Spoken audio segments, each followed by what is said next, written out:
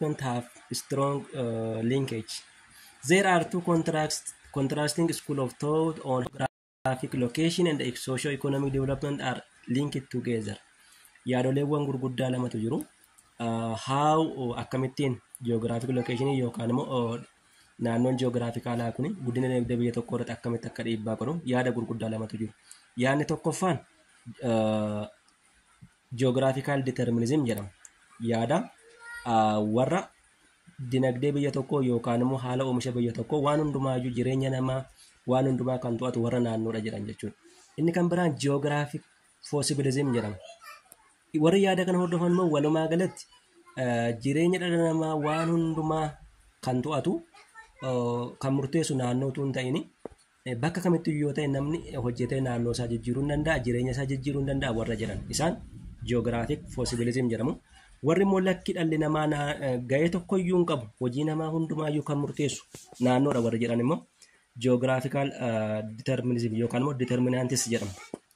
According to deterministic theorists, countries of temperate regions are more developed compared to those in tropical areas because of their geographical location in distinct cold and hot environments.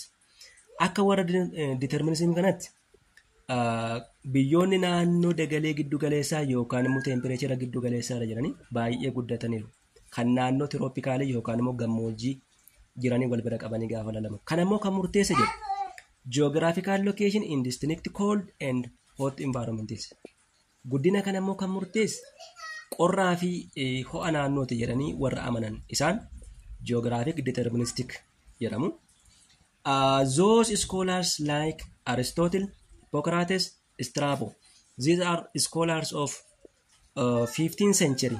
Isaan kun iskoolaarota jaarraa 15ffaa keessa warra yaada environmental determinism warra deeggaran warra dhalli namaa naannoo keessatti gahee tokkoyyuu hin qabu kan hojii dhala namaa hundumaa kan murteessu naannoodha warra jedhan warra hordofan jechuudha. The leading advocates of geographic determinism in the 19th and the 20th century jaarraa 19ffaa fi 20ffaa keessa immoo warri yaada geographic determinism kana warra deeggaran iskoolaaronni jiru. These are Carl Litter, Ellen Churchill, Ellsworth Huntington. Isaan kun immoo walumaa galatti iskoolaarota jaarraa 19ffaa fi 20ffaa keessa warra geographic determinism deeggartoota isaa jechuudha. School of possibilism argues that geographic environment is not the only determinant factor of the lifestyle of people, socio-economic development. School of possibilism warra jedhaman yookaan immoo mana barumsa hin danda'amaa warra jedhaman kun immoo yaadni isaanii geographic environment is not what the only determinant factor. Geographic environment yookaan immoo naannoon geographicaala wanta jireenya namaa murteessu qofa akka hin taanetti lafa kaawwachuudha. Kana jechuun namni hojjetee naannoo isaa jijjiiruu ni danda'a. For example, people can change desert areas into humid areas and vice versa. According to these scholars, development is determined by the interaction of geographic location and human factors. Akka iskoolaarota kanaatti guddinni dinagdee biyya tokkoo kan inni murtaa'uu danda'u interaction of geographic location hariiroo naannoo geographicaalaa fi hojii namaa gidduu jiru gidduu irratti hundaa'ee guddinni dinagdee maal ta'uu danda'a galmaa'uu danda'a yookaan murtaa'uu danda'a warra jiran. Although geographic location and environmental factors play a significant role in socio-economic development, they can be modified into usable opportunities by the creative mind of human beings. Kanaaf walumaa galatti geographic location fi environmental factors kun warra gahee guddaa taphatan maal keessatti guddina hawaasa dinagdee biyya tokko keessatti warra gahee guddaa taphatan and warra naannoo tokko modify yookaan mijeessuu kan danda'an carraalee garaagaraa kan uumuu danda'anii fi walumaa galatti creative mind of human beings sammuu namaa keessatti warra creative ta'anii warra uumaman isaan geographic possibilism jedhamu. They conclude that nature is never more than advisor. warri geographic possibilism kun yaadni isaanii naturein gonkumayyuu advisory dhala namaa ta'uu hin danda'u yookaan immoo gorsaa yookaan immoo qajeelcha namaa ta'uu hin danda'u. There are no necessities but everywhere possibilities. Kanaaf isaan kan isaan jedhani yoomuyyuu yoo ta'e necessitiin hin jiraatu. Bakka kamiyyuu yoo ta'e maal ta'a? Hin danda'ama. Everywhere people can live, they can change their environment and they can bring development. Warri yaada kana qabani geographic possibilities yookaan possibilities jedhama. The leading proponents of this school of thought were Paul Victor Faber and Paul Vidal di Balache. Jarreewwan kun immoo iskoolaarota jaarraa 19ffaa keessa warra yaada school of thought warra deeggaran. Paul Victor Faber, Paul Vidal di la Balache warra jedhaman kun iskoolaarota warra geographic possibilism warra deeggaran jechuudha. There is nation is now widely accepted by geographers because of the belief appreciates the ability of humans to change their environment using the latest technologies. So the most acceptable idea today is what? Geographic possibilism. Why? Because it uses the latest technologies. Kanaaf yaan har'a fudhatama guddaa qabu yaada geographic possibilism jechuudha. Isaan kun immoo yeroo baay'ee kan isaan dhimma itti ba'anii teekinooloojii ammayyaa ta'e itti fayyadamuudhaan warra naannoo jijjiiranii hojjetanii jijjiiruu hin danda'ama warra jedhan jechuudha. The society's geographic location has a substantial impact on the socio-economic development of countries. Walumaa galatti geographic location kana yoo fudhanne guddina hawaasa dinagdee tokko irratti dhiibbaa guddaa gochuu kan danda'u tokko geographic location jechuudha. It is an integral part of economic geography.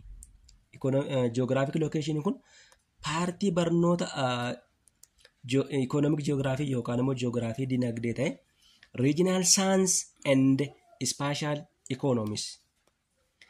Location of economic development projects can be fixed through consideration of border contexts, countries, regions, global environments. Geographic location thus strongly influences the scope of firms in that location through controlling firms.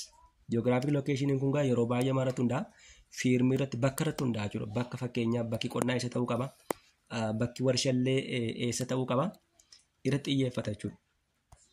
So the distribution of population, for example, the distribution of the population purchasing power. Fakkeenyaaf bakki qubannaa uummataa eessa akka waa bitachuu danda'an. Economic patterns haalli patternii sochii dinagdee. Transport costs gatiin geejjibaa. Trading networks inni kan biraan networkiin daldalaas maaltu murteessa? Geographic location murteessa jechuudha. The cost of moving goods and services across spatial scales can influence the access of firms to markets. Geographic location on development, the effect of location on three distinct activities. Geographic location kun walumaa galatti guddina irratti karaalee sadeen dhiibbaawwan gurguddaa sadii qaba. Dhiibbaawwan gurguddaa sadii adda ba'an qaba. Three theories each focusing on the three discrete activities. What economic activities are located? Inni tokkoffaan what economic activities are located where and why they are discussed. Tokkoffaan sochii dinagdee kamtu achitti argamuu qaba. Maaliif achitti fi maaliif immoo achitti akka ta'e. The theories explore the size selection of firms. Inni kan biraa theoriin kan biraa selection of firms. Fakkeenyaaf firmiin eessa ta'uu qaba. Bakki gabaa, bakki warshaalee eessa ta'uu qaba. Examination of geographic variation of economic activities. Effect of location on agricultural development. Dhiibbaa bakki yookaan immoo location guddina qonnaa irratti qabu. Agricultural production and profit principally rely on the suitability of land use patterns. Walumaa galatti agricultural production yookaan immoo oomishni qonnaa kan irratti daran hundaa'u tokkoffaan mijaa'ummaa lafaa sirnaan fayyadamuu irratti hundaa'a. The second one is environmental resources. Inni kan biraan qabeenyaawwan uumama naannoo jiran that are largely related to geographic location. Isaan kun walumaa galatti warra kamiyyuu caala warra geographical location itti baay'ee hidhaminsa qaban jechuudha. John Heinrich von Thunen developed his agricultural land use theory in 1826. Waa'ee argama yookaan immoo guddina qonnaa kanarratti bakka guddina qonnaa kanarratti hayyuun yeroo jalqabaaf tiyoorii hojjete John Heinrich von Thunen jedhama. Tiyooriin isaas agricultural land tiyooriidha. Bara 1826tti hojiirra oolche. His proposed market city is located in isolated states which is supposed to be self-sufficient or with no external influences. Tiyooriinsa akka tiyoorii isaatti isolated states bakka adda bahe bakka gabaa adda bahe yookaan bakka mootummaa adda bahe which is supposed self-sufficient qaama kamirraayyuu deeggarsa kan hin barbaanne waan hundumaan of danda'a kan ta'e or with no external influences yookaan immoo dhiibbaa alaarraa bilisa kan ta'e tiyoorii kana hojiirra oolche jechuudha. Four concentric zones. John Heinrich von Thunen kuni tiyooriiwwan gurguddaa afur qopheesse. Zooniiwwan gurguddaa afur qopheesse. Zoonii tokkoffaan intensive farming or dairy farming. Tokkoffaan oomisha aannanii. Forest gardening inni lammaffaan lafa oomisha bosonaa. Extensive cropping zoonii sadaffaan zoonii oomisha midhaanii. And animal grazing fi zoonii arfaffaan immoo bakka dheedicha beelladaa jedhee bakka gurguddaa afuritti qoqqooda jechuudha. Akka yaada isaatti egaa isolated statein walakkeessa irra ta'e yookaan immoo seenterii irra ta'e warreen kaan immoo itti naanna'aa jechuudha. Zoonii tokkoffaa, zoonii lammaffaa, zoonii sadaffaa, zoonii arfaffaa jedhame akkaataa kanaan qindeessa. According to von Thunen, when the distance to the market increases, production costs remain the same. Transport costs increase, but locational rent is what assumed to decrease.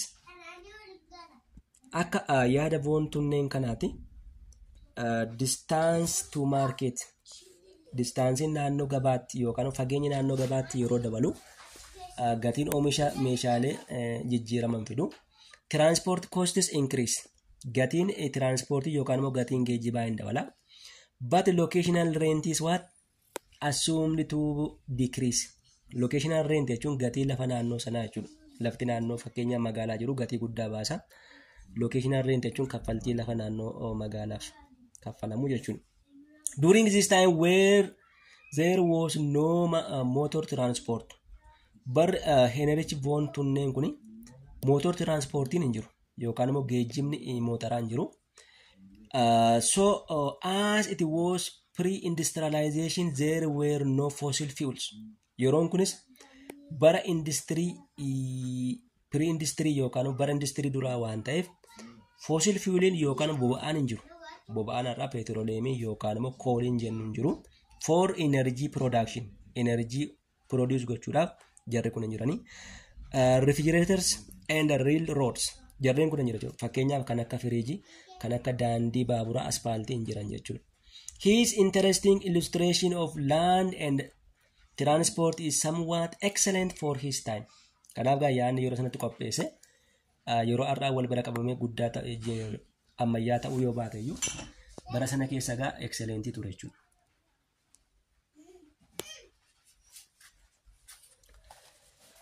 The influence of location on industrial development.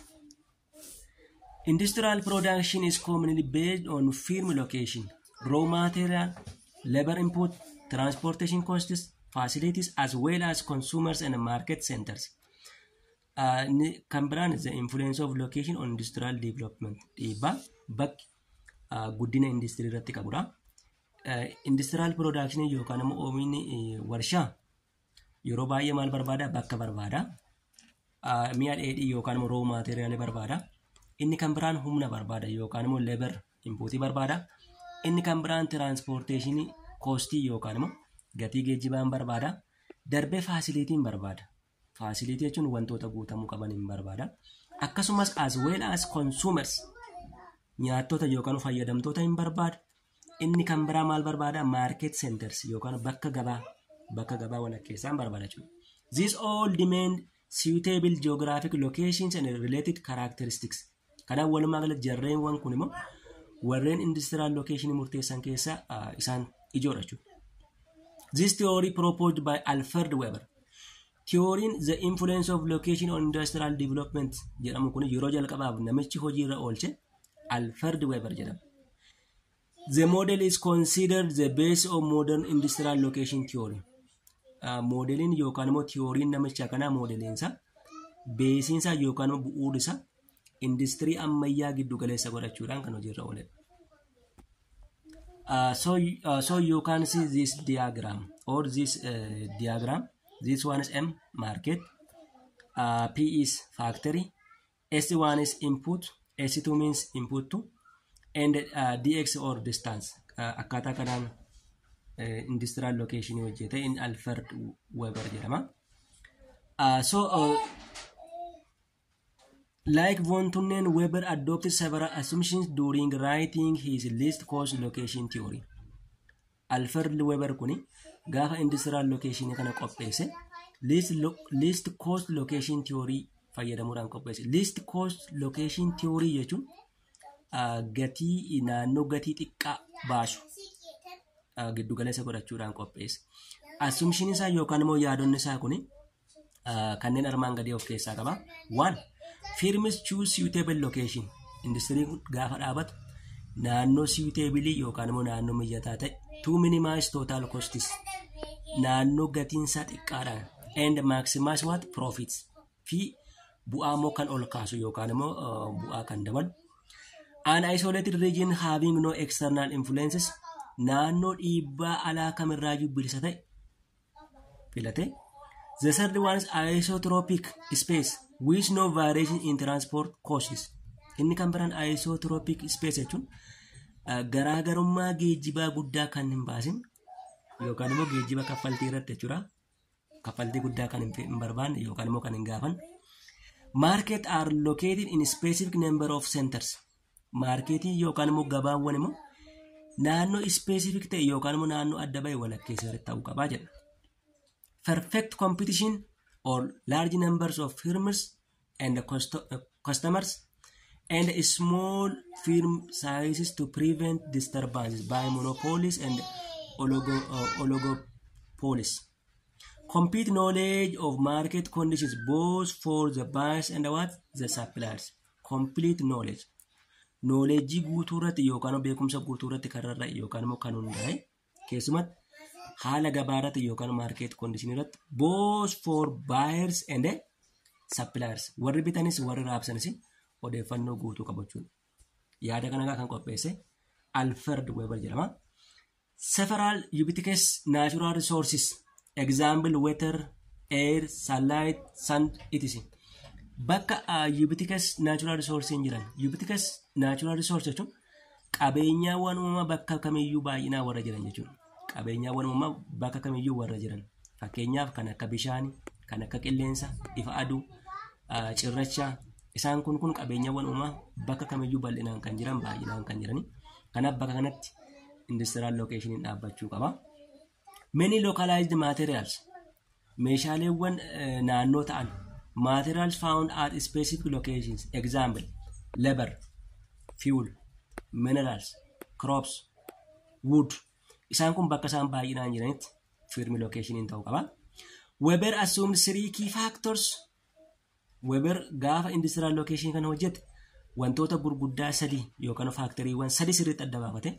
Transport, tokkoffaan geejjiba, labor cost, gatii humna hojjettoota, plus agglomeration economies, influence industrial locations. The cost of transportation was the most important component of Weber's least cost location theory. Cost of transportation yookaan immoo gatiin geejjibaa gadi aanaa keessumatti baakkiboonii yookaan immoo ijoo industrial locationii Alfred Weber ture. Other factors, labor, agglomeration economies, for him, require only consideration of adjustment effects. Alfred Weber suggests that industrial firms have to locate in places where costs transporting raw materials and finished products are what? Kept low. Alfred walumaa galatti industrial firm keessatti wanta inni lafa kaa'e bakka cost of transporting baay'ee gadi bu'e. Keessumatti raw material yookaan mi'a dheedhii warshaa geejjibuudhaaf gatii baay'ee kan hin gaafan. Darbees immoo finished products are what? Kept low. Bakka finished productiin yookaan immoo outputiin erga warshaalee keessaa ba'anii oomishamanii booda gatii baay'ee yookaan immoo geejjibuudhaaf gatii baay'ee hin gaafanne ta'uu qabaa jedha. For that he identified two particular cases. Kanaaf immoo keesiiwwan gurguddaa lama adda baafate. One, weight losing. Weight losing jechuun warra ulfaatina hir'isan yeroo warshaa galan jechuudha warra ulfaatina hir'isan. This is the case when the weight of final product is less than the weight of the raw material going into market making the product. Weight losing warra jedhaman kuni warra yeroo dhaqanii warshaa galan weight of the final product is less than final product isaanii weight of raw material gadi yoo ta'e ta'uu qaba. Weight gaining jechuun immoo productota adeemsa oomishaa keessa warra ulfaatina dabalatanii jechuudha.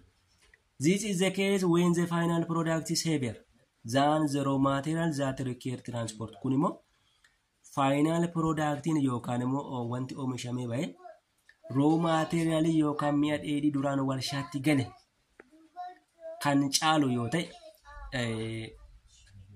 kana lammaan giddu galeessa godhachuudhaan industrial location irratti xiyyeeffate. Based on these raw material categories, Weber had proposed two least cost firm location types. Kanarratti hundaa'uudhaan yookaan immoo raw material kanatti hundaa'uudhaan Weber least cost naannoo gatii xiqqaa gaafatu location naannoo gatii xiqqaa yookaan immoo naannoo gatii xiqqaa baasu lama lafa kaate. Tokkoffaan industrial firms using poor non-weight losing inputs. Tokkoffaan industiriiwwan using poor waan qulqulluu dhaqanii yeroo warshaa galanii wanti baay'een keessaa kan hin banne non-weight losing input jedhamu isaan kun dhaqanii yeroo warshaa galanii ulfaatin isaanii kan keessaa hin banne during the process of production kan locate near to the market. Jarreewwan akka kana bakki industirii isaanii maal ta'uu qaba? Naannoo gabaa ta'uu qaba. Near to market. The inputs of such industries are bulky gaining materials and they do not attract industrial firms to their occurrence locations. Egaa inputiiwwan yookaan immoo raw material warreen akka kanaa bulky gaining jedha yookaan immoo ulfaatinni isaanii adeemsa warshaa keessa dabalaa deema. Kanaaf jarri kun naannoo gabaatti dhiyaatanii dhaabachuu qabu warshaaleen isaanii. Example, cotton textiles. Fakkeenyaaf amma jirbii yoo fudhattanii jirbiin gaafa dhaqee warshaa galu ulfaatina baay'ee hin qabu. Wanti baay'een keessaa badu hin jiru. Garuu dhaqee adeemsa keessa maal ta'a waan garaa garaa waan dabalatuuf uffata ta'ee gaafa bahu garuu ulfaatina isaa saduraa caalaa hin dabala. Soft drinking fakkeenyaaf dhugaatii lallaafaa yoo fudhan bottling brewery fakkeenyaaf dhugaatiiwwan alkooliiwwan garaa garaa fudhanne erga dhaqanii warshaa galanii booda waan garaa garaa dabalatanii maal ta'a ulfaatina isaanii saduraa caalaa daran hin dabala jechuudha. The second one is industries using impure gross materials lose part of their weight of raw materials during the production process. Inni lamaffaan warshaaleen impurii ta'an yookaan immoo dhaqanii gaafa warshaa galanii walakkaan ulfaatina isaanii adeemsa oomishaa keessa kan baduu danda'u. Isaan kun immoo maal ta'uu qabu? The inputs of these industries are what? Bulky reducing. Isaan kun immoo walumaa galatti bulky reducing jedhamu yookaan immoo ulfaatinni isaanii kan harka walakkaadhaan hir'achuu danda'u. Such materials exert strong influence on the location of industrial firms. Jarri akka kanaa maatiriyaaleewwan akka kanaa warreen naannoo industiriirratti warreen dhiibbaa guddaa qaban keessaa tokko warreewwan kana jechuudha. Example are bauxite, iron ore. Fakkeenya amma bauxite fudhanne yookaan immoo oorii alumineemii fudhanne yookaan immoo oorii ayiranii fudhanne Isaan kun qotamanii lafa keessaa bahu. Qotamanii erga lafa keessaa bahanii booda refinery ta'u yookaan immoo hin qulqulleeffamu. Biyyee baay'een wantoonni hedduun adeemsa warshaa keessaa bahu. Isa booda waan muraasatu argama jechuudha. Kanaaf warshaaleen akka kanaa maal ta'uu qabu? Naannoo mi'a dheedhiin sun jirutti ta'u dhaabbachuu qabu jechuudha. Naannoo mi'a dheedhiin sun qotamee bahutti dhaabbachuu qabu. Industries using such raw materials are better located nearer to their input resources. Kanaaf industiriiwwan akka kanaa naannoo mi'a dheedhiin isaanii jirutti dhiyaatanii dhaabbachuu qabu. Fakkeenyaaf oomisha sukkaaraa yoo fudhanne yookaan immoo industirii sukkaaraa yoo fudhanne sukkaarri amma shonkora agadaarraa oomishama. Shonkora agadaan fe'uun yookaan immoo geejjibuun balkiidha yookaan immoo meeshaa ulfaataadha. Kanaaf bakki sukkaaraa yookaan bakki warshaalee sukkaaraa isa ta'uu qaba. Naannoo shonkora agadaan oomishamutti dhaabbachuu qaba. Achirraa iddoo shonkora agadaa sanatti sukkaarri erga oomishamee booda gara magaalaa garaagaraatti geejjibuu wayya malee shonkora agadaa yoo geejjibne maal ta'a? Koostiin yookaan immoo gatii baay'ee gatiin tiraanspoortii maal ta'a? Hedduu dabala. Kanaaf naannoo warshaan jirutti dhaabbachuu qabaa jechuudha.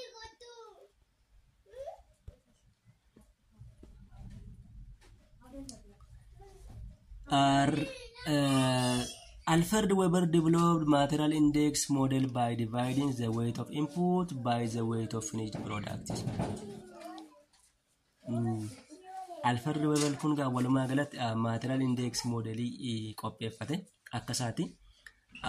Material index is equals to weight of input over weight of output.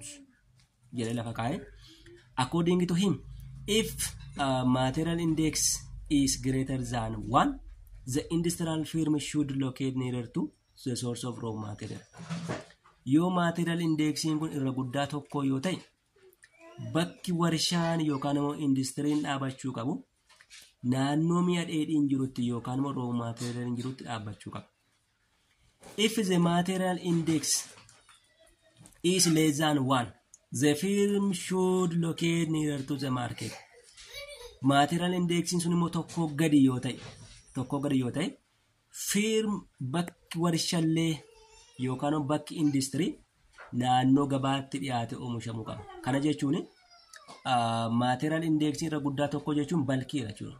Balkiidha. Raw material sun balkiidha. Baay'ee ulfaataadha geejjibuu fi gatii guddaa koostii guddaa baasa. Kanaaf naannoo mi'a dheedhiitti dhaabachuu qaba jechuudha. Material indexing tokko gadi jechuun immoo firmiin sun yookaan bakki warshaa sana weight losing jechuudha. Weight losing waan ta'eef naannoo gabaatti weight losing waan hin qabneef naannoo gabaatti dhaabbachuu qaba jechuudha. Weber effect of location on settlement and center development. Inni kan biraan dhiibbaa bakki qubannaa hawaasaa fi tajaajila irratti qabudha. The location on service settlement and service center development proposed by Walter Kristaller. Effect of location kun yookaan immoo dhiibbaa bakki qubannaa hawaasaa fi warshaalee qubannaa hawaasaa fi tajaajila hawaasaa irratti qabu. Yeroo jalqabaaf namichi qopheesse Walter Kristaller jedhama. Bara 1938 hayyuun kun hayyuu biyya Jarmaniiti. Kristaller intended to know how urban settlements evolve and spaced out with each other and how goods and services are exchanged within different order settlements. Kristaller walumaa galatti kan inni lafa kaa'e yookaan immoo kan inni beeke urban settlementiin yookaan immoo jiraattonni magaalaan and evolve and spaced with each other akkamitti akka waliin daldaluu danda'an yookaan immoo kanneen baadiyyaa wajjin jiran wajjin akkamitti walitti fufuu akka danda'an. How goods and services are what exchanged.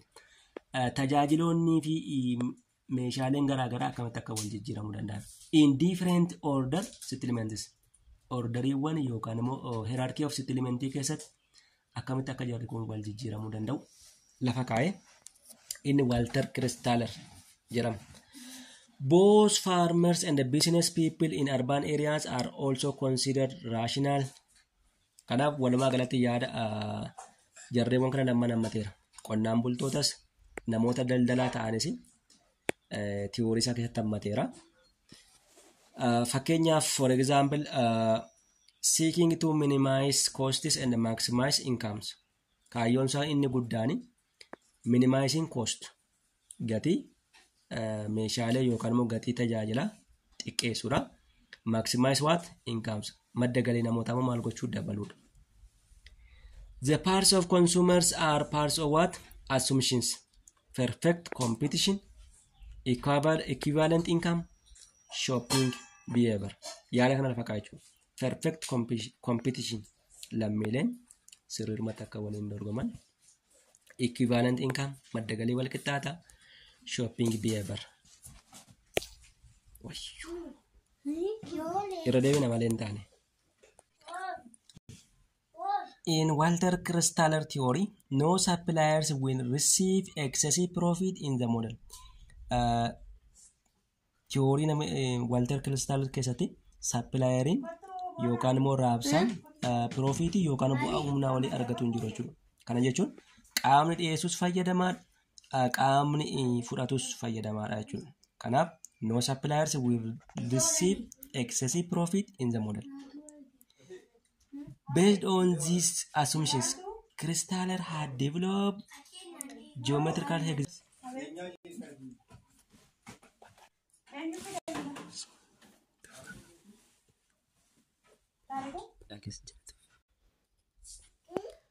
For Kristaller, the hexagonal structure was preferred as for it minimize the problems of overlapping prevalent using concentric circular arrangements. So he proposed hexagonal hierarchical order. Kanaaf hexagonally hojjeta. Kana jechuun maali? Kristaller had developed a geometric hexagonal pattern of settlements and service centers in hierarchical order. According to him, the marketplace or the city is what as the center, or big cities as the center. From the big city, the small towns are what in equal distance from the big city. Akkasatti magaalaan guddichi yookaan bakka gabaa guddichi walakkeessa irra ta'e magaalaawwan kanneen kaan immoo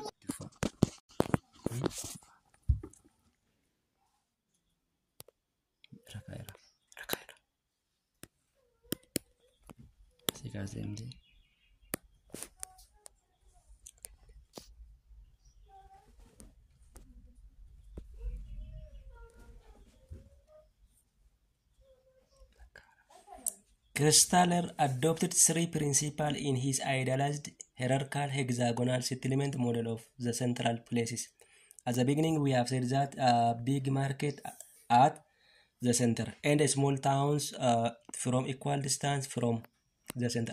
Jalqaba jenne Kristaller yaan theoriinsa gabaan guddichi walakkeessa irra ta'e magaalaawwan kanneen kaan immoo fageenya walqixxee irratti bakka hundumaatti maal ta'uu qaba bu'uureffamuu qaba. Kanaaf yeroo kana tajaajiltoonni haala salphaa ta'een asirraa fayyadamuu qabudha. Kanaaf pirinsipiliin isaa central placein isaa pirinsipiliiwwan sadii qaba. Tokkoffaan marketing principle he named as K3 system. Two transportation principle he named K4 system. And administrative principle he named K7 system. Central place refers to settlements or nodal points that support adjacent